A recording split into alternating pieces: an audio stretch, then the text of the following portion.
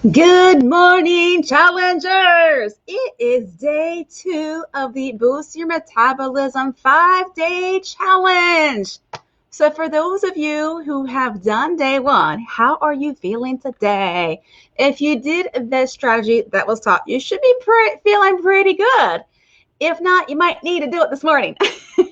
Sometimes stress hits you right as you wake up, right?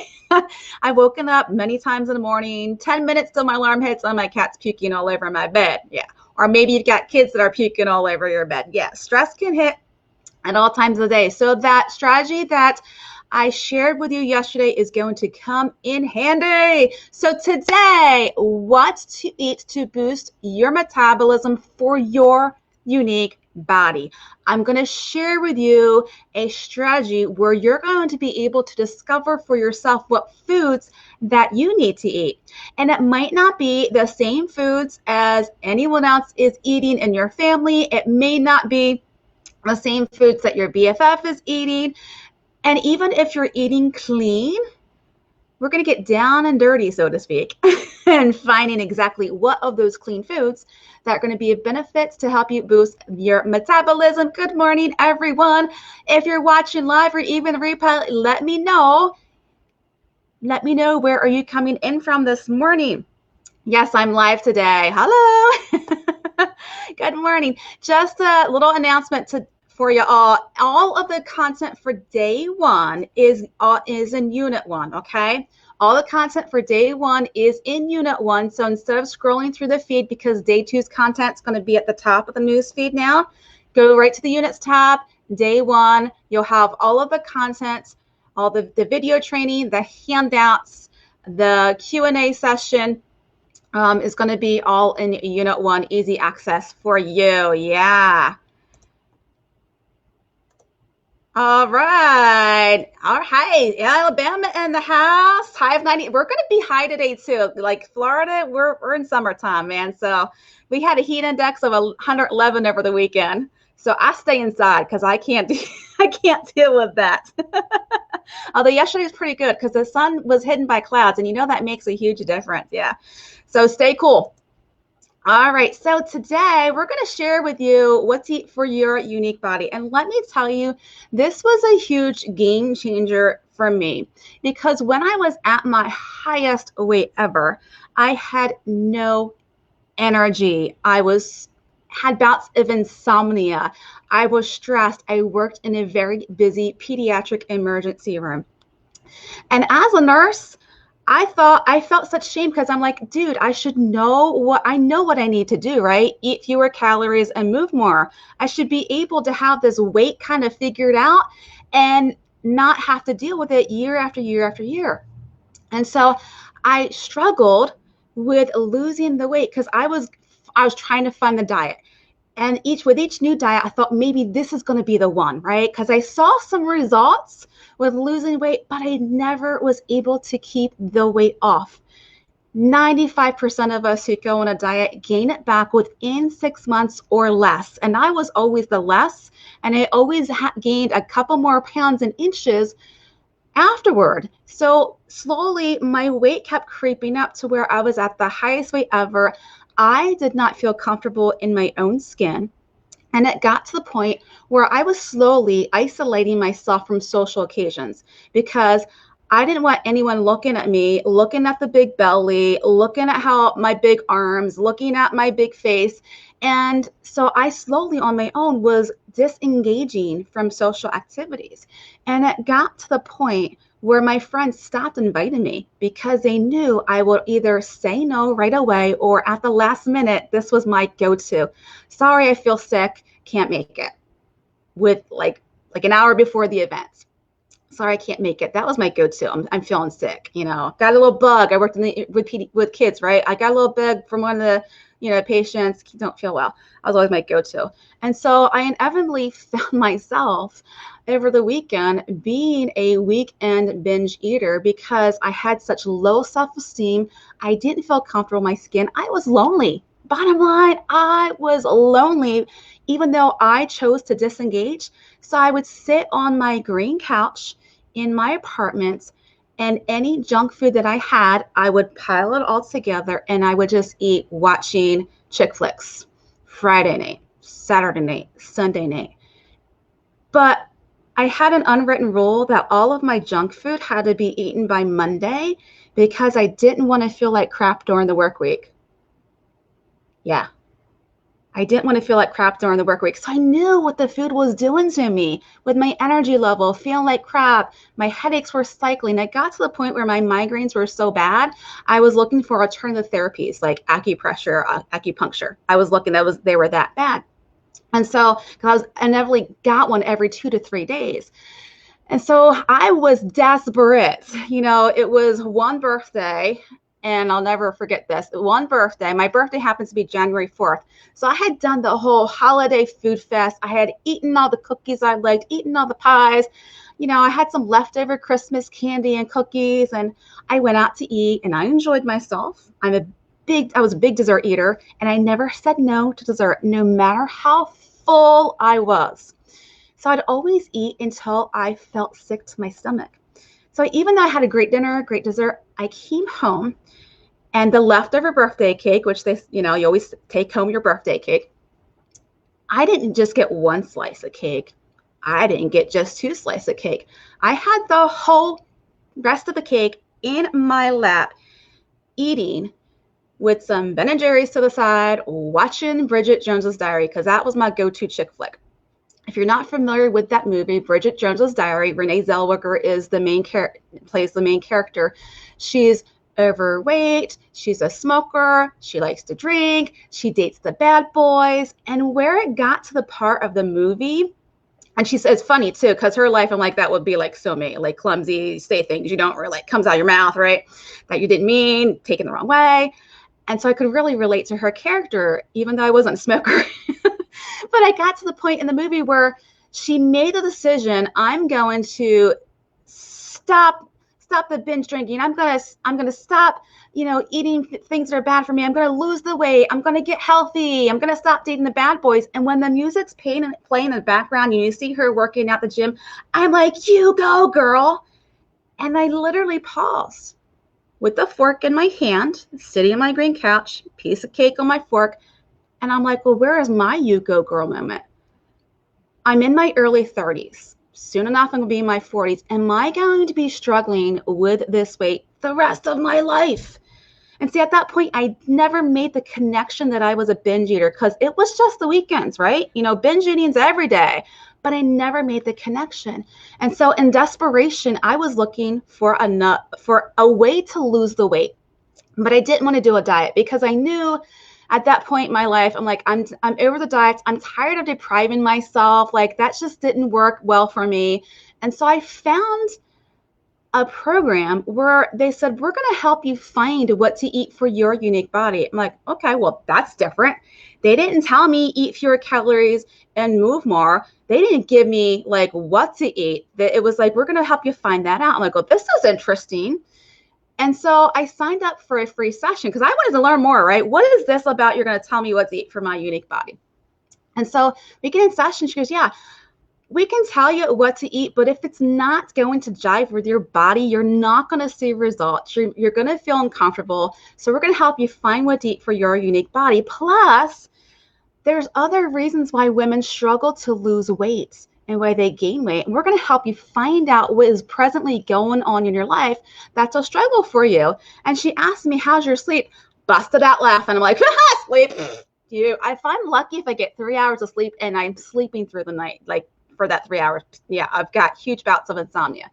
She's like, yeah, that's a reason why as well. And she's like, how's your stress? And I'm like, out of 1 to 10, I'm like, can it be 11? Because I was really stressed. She's like, yeah, that's another factor. So we're going to help you find those foods because when we're sleep deprived and when we're stressed, we gravitate to those foods that are not for our body.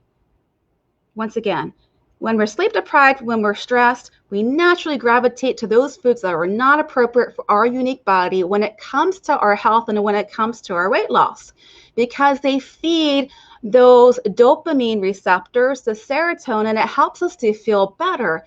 in the immediate. And she asked me, well, how do you feel when you're eating the food? I said, oh, I feel great. I'm like, man, I'm like eating this is lovely. It's so good. How quickly I eat fast.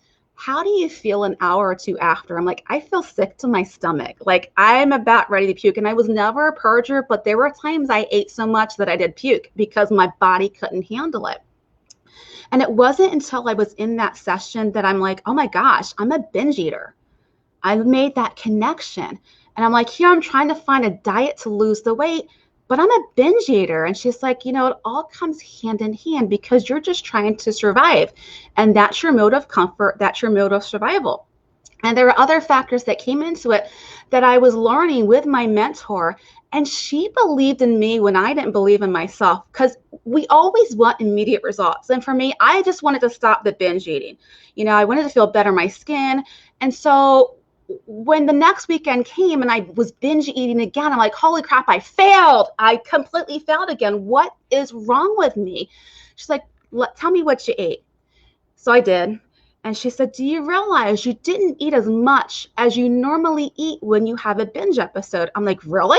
She's like, yeah, that is a win because you're slowly not eating as much. Remember, it's a process. It's not perfection.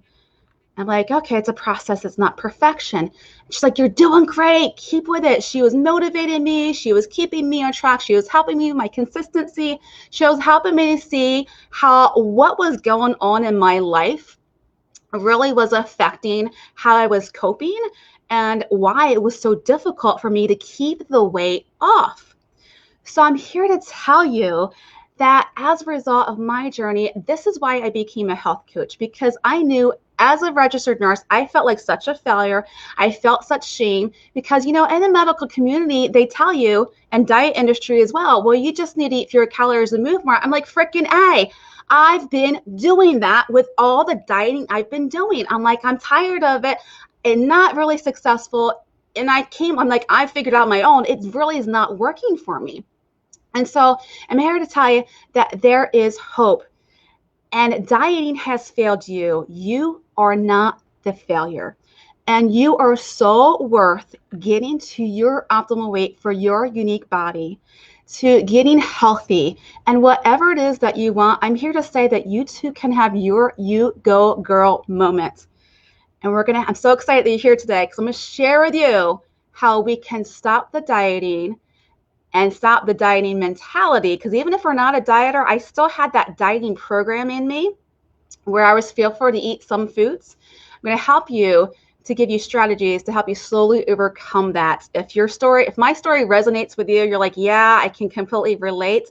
I'm here to tell you that there's hope and you too can have your you go girl moment. First off, we have to understand that every woman's body is different. You're different from me, I'm different from you, and it's cool because if we were all the same, it would be pretty boring, right? We're all diverse, we're all unique, and it even comes to the foods that we have to eat for our body. So we have to understand that you're different, okay? What your BFF is eating, what maybe you've eaten in the past, because every season of life is different as well, might not necessarily be the foods that are for you at this time in your life. Second off, differentiate between an eating plan versus dieting. Dieting focuses on calories and those dieting type foods, low fat, fat free. You know, you got to eat fewer calories. You got to, eat this food and not that food. And there's normally a really long list of what not to eat and a really short list of what to eat. And while it may work for some people, dieting actually intrinsically sets you up to fail. I know, right? When all the diet industry is saying you got to do this, but it's intrinsically designed for you to fail because the more low-fat foods and fat-free foods we consume, we're actually consuming more sugar. And it's not the fat in itself, it's the type of fat we're consuming, and it's the sugar we're consuming by eating lower fat foods, eating fat-free foods. An eating plan, however, is how we're eating and what we're eating, and it's what is beneficial for our eating plan. I'll give an example of eating plans. Keto, even though it's called a keto diet, keto is actually an eating plan.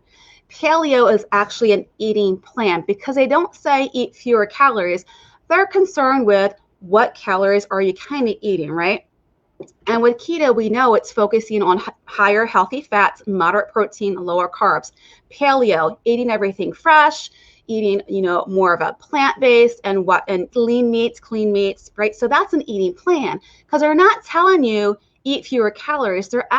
It's a way of eating that is beneficial for some people, but not everyone. Keto works well if it's for your unique body, but if it's not for your body, then you're going to see maybe some results, but you're going to gain the weight back. So differentiate between eating plan versus dieting. First off, this is what was so mind-blowing to me. Power foods versus pleasure foods. I got like 2 foods in that there. Power foods versus pleasure foods. All right. Now, what we're going to differentiate is those foods that were normally, until this day, still are labeled as bad, right? We eat those bad type of foods. What happens? We feel bad, which was so me. With my binge eating, I ate those foods that were labeled bad by the diet industry, and I felt bad. Not only physically in my body, but emotionally and spiritually, I felt bad, which is why I felt like such a failure.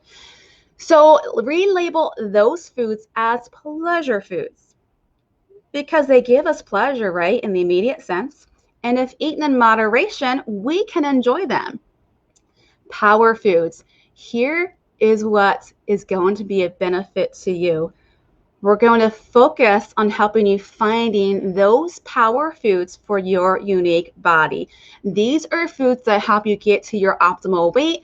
So it boosts your metabolism, helps you to get to your optimal health.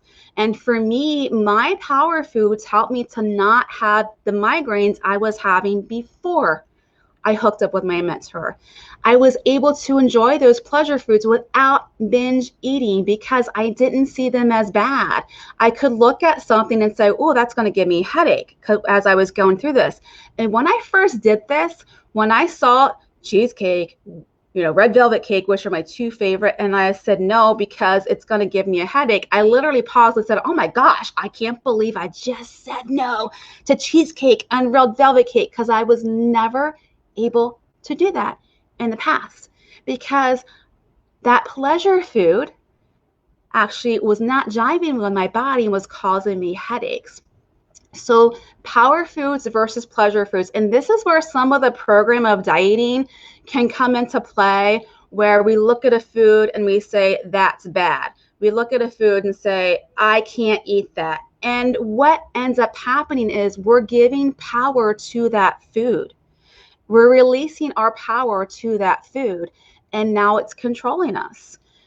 So to take that power back, instead of saying, I can't have that, you can say, I'm choosing not to have that because, and for me, it's going to give me a headache. I'm choosing not to eat that because it's not in alignment with my goals and the healthy weight I want to get to. And with your power food, you're going to go like, hey, this is going to give me energy. This is boosting my metabolism. So how do we find those power foods for you? In the handout that's been posted today, first off, let's share with you what ends up happening when we eat more pleasure foods than our body needs, right? Which can be those simple carbs, which can be, for me, donuts, for me, pizza was a big one. Anything that's going to turn immediately to sugar, that's your simple carb. So think of starchy foods, think of breads, think of, your donuts, your typical sugar. So it's not just sugar in and of itself. It can be, if you're craving something like chips, or, for me, it was Doritos. That was my go-to. Chips, anything that was salty or sweet. Yeah, so, because I work with women, they're like, I don't really crave sugar, but when I ask what they normally crave, it is a simple carb which turns to sugar. So here's what happens. We actually start with a simple carb, then we have this blood sugar spike, and then what goes up must inevitably come down, and then we crash again. And dieting can cause us to do this when we are completely depriving ourselves or completely eliminating a specific food group. We feel deprived, we want to eat something, that simple carb, we spike, we crash, then we crave again because we're low on sugar. So it's like boom, boom, boom, which is why for many, our cravings can be out of control because we're constantly on this blood sugar roller coaster. So if you're one that you find yourself about 10, 11 o'clock in the morning, that you're really craving something, you're on a blood sugar roller coaster. 3 p.m., 4 p.m. energy slump, you're craving something, you're on a blood sugar roller coaster. So this is how finding those foods that are going to work for your unique body come into play. In one moment, I have to find my other handout that I'm going to share with you. So what I'm going to share with you is that handout that is the, excuse me, power foods versus pleasure foods. And in that handout, let's see, so at page 3, excuse me, page 2, allergies, sorry, is your 4-day Find Your Power Metabolism Boosting Foods experiment. Because I can give you a list of foods to eat and a list of foods not to eat. But if it's not going to jive with your body, it's not going to be of any benefit to you. And you're going to feel frustrated and you're going to feel like, what am I doing this for? So here is the 4-day Find Your Power Metabolism Boosting Food experiment. This gives you 4 days of where you can find the foods. Continue to do this even after the challenge, okay? This is a huge strategy that helped my client Danny to lose 25 pounds during the pandemic, because working together, we found the foods that are going to work for her body, those metabolism boosting foods. And she was surprised that some of the foods she was able to eat and some of the foods she wasn't able to eat. So this can be an eye-opener for some of us. So here is what they're going to do. Basically, it's a matter of no protein, animal or plant protein. So we're finding out if you're more of a no protein person or if you are a protein person. And when it comes to protein, are you more of an animal protein or if you're more of a plant protein? And even getting down to the nitty-gritty, when it comes to animal protein, does your body work better with beef, with poultry, or with fish, or what is going to work for your body? And for the no protein, how is your body functioning, right? So it gives you 4 days. What you're doing with this is after you eat your meal, you're going to circle, how is your energy after you eat? Is it up? Is it down? 2 hours after you've eaten that meal, how is your energy? Is it down or is it up? This is how you're going to find the foods that are going to work for you. So if after 2 hours your energy is up, boom shakalaka, that's a food for you. Even go further into this. If after 3 hours, how are you feeling? And then also note on a separate piece of paper or on the other side of this, how are you feeling after you eat the food? Are you gassy? Are you bloated? Are you having reflux? Are you having heartburn? Are you nauseous? Did you have a headache? Do you have a headache? So this is how we're going to find what foods are not jiving with your body. And this is where Danny and other clients of mine have found that they actually have some food intolerances, whether it gave them a headache or they're lactose intolerant and didn't realize it until they did this experiment, or they're gluten intolerant or gluten sensitive, and where now they have to eat more of a gluten-free lifestyle.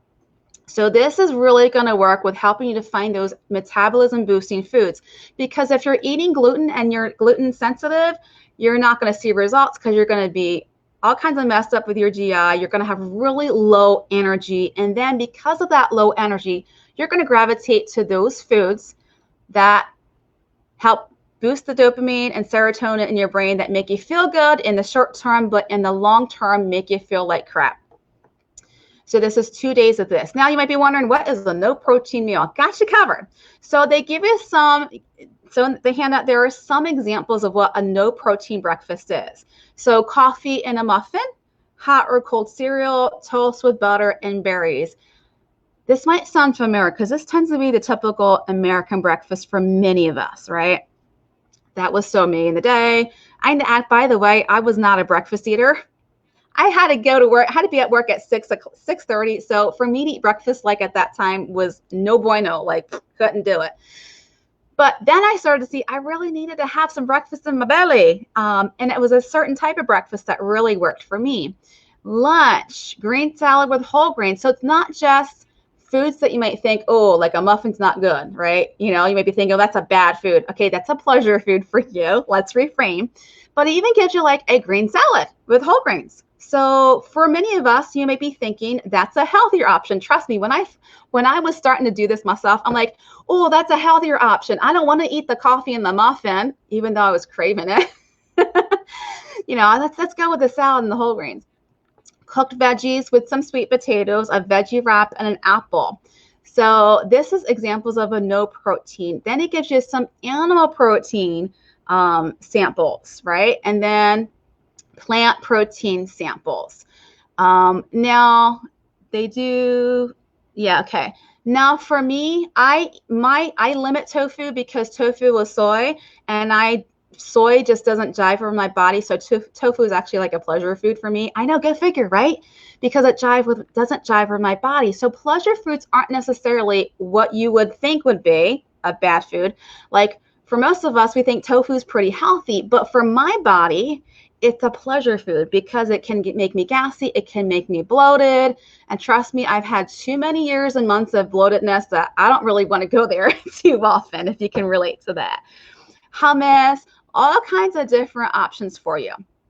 Okay. Now, if you're like, oh, I don't want to do that for breakfast, totally cool. Guess what? Just go to my BFF, the Googles. Just Google, no protein breakfast, no protein lunch. For a sample and some examples for you to do. So with this, you're finding your metabolism boosting foods, but you're also, because you're jotting down 2 hours after you've eaten a meal, you're listening to your body. And for many of us, we've kind of lost that intuition because we've been programmed not to listen to our intuition and not to really listen to our bodies. So let's put that programming back into place. Let's reprogram our body, us, to start listening to our body, because your body really does want to help you. However, because of the choices that we've been making, our body's doing the best that it can. And because we're so used to feeling like crap, because we're so used to eating a lot of pleasure foods, the signals that our bodies are giving us, it gets muted. Our body's really telling us, yo, Will Robinson, danger, don't eat that food. You're going to get a migraine. And like for me, I couldn't hear that. I wasn't listening to that because I was so full of toxins and chemicals, and I was so inflamed in my body that I wasn't hearing the messages my body was giving me, because I didn't know the difference between feeling like crap because I was full of toxins and chemicals, or feeling like crap because I just ate something that wasn't jiving with my body. I just knew I felt like crap all the time. So when I started to do this and made that connection, remember I gave the example of the red velvet cake and the cheesecake, and was able to say, ooh, headache, no. Then I knew I was starting to get me and my body, instead of being the enemy, we were working together to make those healthier choices where it becomes just second nature. I'm gravitating toward my power foods. I'm finding what my pleasure foods are. And with this, you're finding not the bad foods, but what pleasure foods are. Like I mentioned to you, tofu. It's a pleasure food because it doesn't really jive with my body. So I'll eat it because I love some tofu curry, right? I love it. But it's not my mainstay. It's not a staple, so to speak, when it comes to my eating plan, personal eating plan. So I'm so excited for you. What you're going to be doing is start today with that 4-day metabolism boosting kind of experiment, because you're going to be listening to your body. Now, if you know right away, yo, I can't eat gluten, I'm gluten sensitive, intolerant, totally cool. Choose your gluten-free options if you already know that. Don't feel like you're stuck, once again, because here's what dieting does, right? We feel like we're stuck with following and being perfect.